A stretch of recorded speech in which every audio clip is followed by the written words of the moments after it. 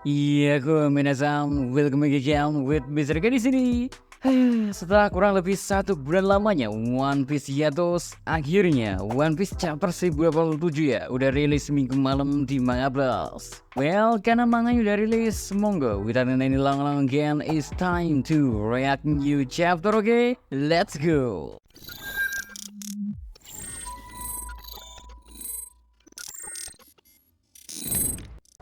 Judul chapter 1087 versi resmi atau versi manga plusnya, Kapal Samsak. Ya, seperti pada judul, kapal Samsak ini mengacu kedua buah kapal yang dijadikan kayak Samsak untuk latihannya Garp dan Aokiji, di mana keduanya memiliki peraturan untuk tidak menggunakan kekuatan buah iblis maupun haki ketika sedang memukul kapal itu.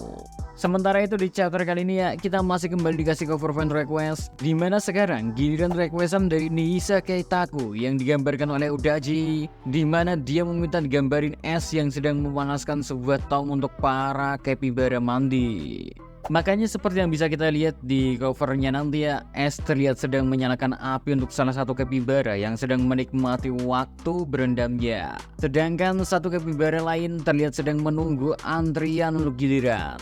Ya, sejauh yang terlihat di cover fan request chapter kali ini ya, kemungkinan gak ada sesuatu yang coba disembunyiin oleh Udachi di covernya, Rek.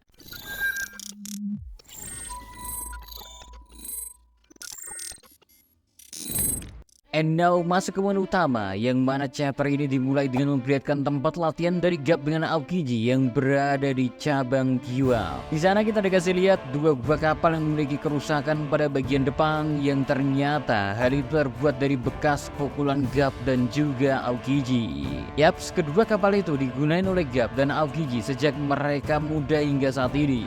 Karena itu bisa dianggap sebagai sebuah latihan rutin di mana sebuah kapal dijadikan layaknya samsak tinju untuk memperlihatkan kalau kekuatan didapatkan dari proses kerja keras dan kegigihan. Kemauan ini juga nantinya akan dihubungkan oleh Udachi dengan flashback ke bagaimana hubungan Aokiji dan Garp dimulai pertama kalinya. Karena pada dasarnya sebenarnya Aokiji sendiri yang datang terlebih dahulu untuk menjadi murid dari Garp, meski Garp sendiri sudah menolak permintaan dari Aokiji. Soalnya memang bukan tipe Garp yang memiliki seorang murid dan mendidiknya hingga sehebat dirinya. Dia lebih menyukai kebebasan dan tidak terlalu terikat dengan siapapun. Akan tetapi Aokiji yang gigih untuk tetap terus berada di sisinya Garp, pada akhirnya mereka pun mulai dekat hingga ke tahap Garp selalu mengajak Aokiji kemanapun dan bahkan menceritakan tentang apa yang terjadi kepada keluarganya. Meski pada akhirnya keduanya saat ini bisa dibilang memilih jalan yang berbeda.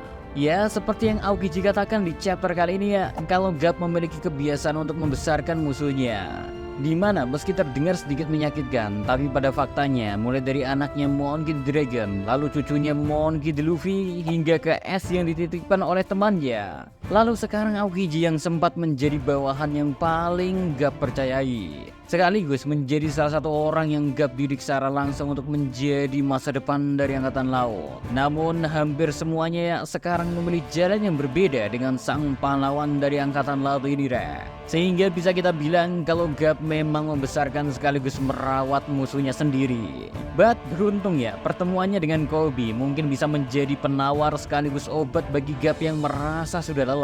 Karena pada akhirnya dia selalu berbeda jalan dengan orang-orang yang dia sayangi, hingga ke akhirnya pertemuan Garp dan Koby membuatnya memiliki sebuah harapan kalau akhirnya dia bisa menemukan seseorang untuk menjadi the future of Marine. Maka dari itu ketika mengetahui kalau Koby ditangkap dan dijadikan sandera oleh bajak laut Kurohige, tanpa perlu pikir panjang ya, Garp sendiri memutuskan untuk mengambil kembali murid kesayangannya itu.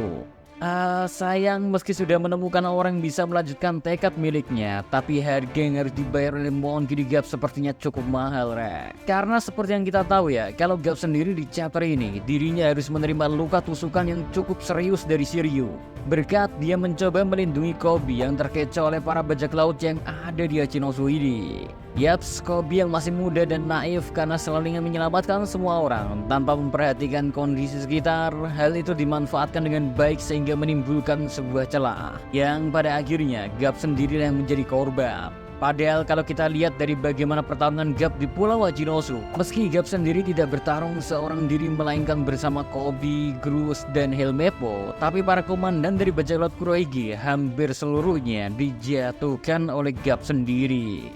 Mulai dari Sanjuan Wolf yang berhasil dilemparkan ke laut, lalu sebelumnya Aokiji yang berhasil diajar terlebih dahulu dengan pukulan super gilanya Gap. Terus meski sempat ditusuk terlebih dahulu oleh Shiryu, namun dirinya masih berhasil menjatuhkan Shiryu ke tanah dengan sangat keras.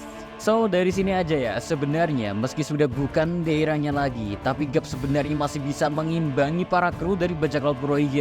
Padahal posisinya dia bertarung seorang diri melawan banyak kapten kapal dari Kurohyugi. Kalau dilihat dari bagaimana luka yang diterima oleh Gap, sebenarnya luka itu mirip dengan serangan yang diterima oleh Shirohige saat skuad menyerang dirinya, dimana Shirohige masih bisa bertarung meski sudah memiliki luka tusuk di tubuh.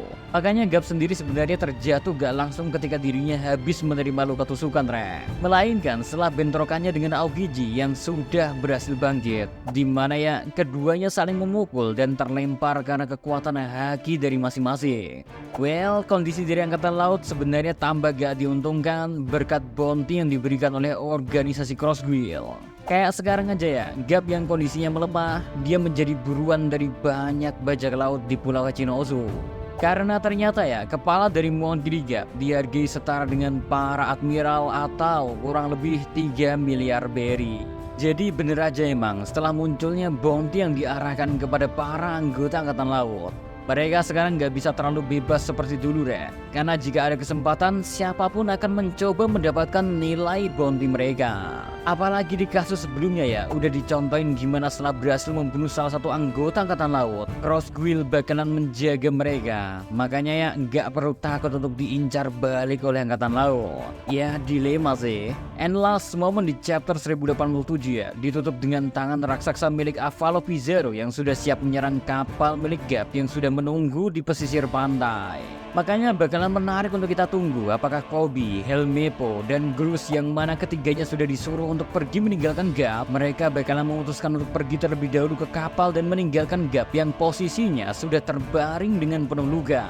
Atau malah sekarang mereka yang awalnya menunggu doang di kapal bakalan memutuskan untuk turun dan melanjutkan peperangan setelah melihat apa yang terjadi kepada seorang Monkey di Gap. Ya kalau bagi Mr. K sih kayaknya bakal ada kejutan mereka, karena kalau kita melihat di akhir chapter itu semacam ada indikasi tanda tanya, dan di situ juga kalau kalian lihat ada Tashigi kan, so mungkin akan ada smoker nanti. Well, makin memuncak aja ya memang pertarungan yang terjadi entah itu di Pulau Hachinosu atau bahkan di Pulau Eket sendiri. Tinggal kita tunggu aja pertarungan mana dululah yang akan diselesaikan oleh Udachi. Karena seperti yang kita tahu, entah bagaimanapun ya hasil yang terjadi di kedua pulau itu nanti, semua pastinya akan tetap berdampak ke perubahan dari dunia. Kayak misal aja kalau Gap memang beneran mati, sebuah era baru akan tercipta dan Koby bisa kita anggap sebagai orang yang akan memimpinnya. Sedangkan di Pulau Eket ya, kalau nantinya Dr. Vegapunk gagal dibunuh, padahal salah satu dari tetua Gorose sudah sampai jauh-jauh ikut datang, hal ini tentu akan membuat dunia kembali terguncang. Karena kita tahu kan, Dr. Vegapunk ternyata melanjutkan penelitian tentang Void Century yang dilakuin oleh para peneliti-peneliti di Ohara dulu. Jadi gak sabar nih bakal kembali ke Eket.